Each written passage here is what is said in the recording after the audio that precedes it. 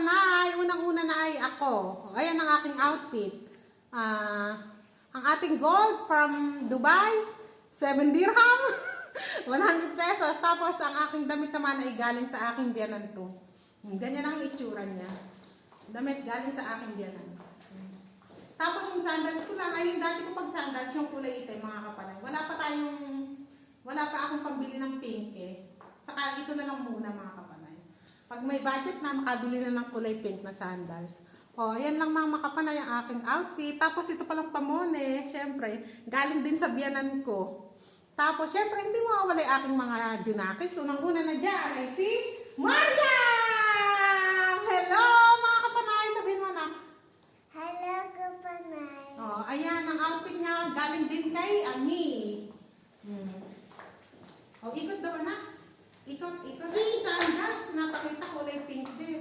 Tama na mga mahilo. Galing to lahat kay Ami, yung damit niya. Yung shoes, yung bayaw ko bumili kanina, bumili kami. Hati pala kami sa bayad, yung bayaw ko. Tapos, flying kiss mo daw sila anak. Si kuya naman ano. Siyempre, ayan, si kuya. Yung white na damit niya, tapos itong, ano tawag dito na? Jacket ba? Jacket na white din. Kunwari may packet na may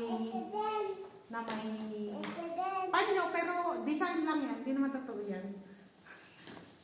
Tapos yung shoes niya ay kanina rin namin binili, kaya kulay itim.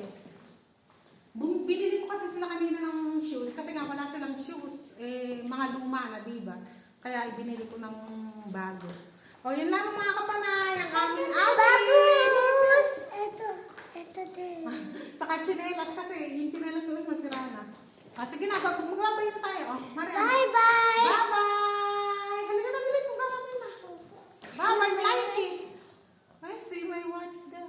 Si Mariam naman anak. Di na nakita si Mariam. Halika na. Flying kiss.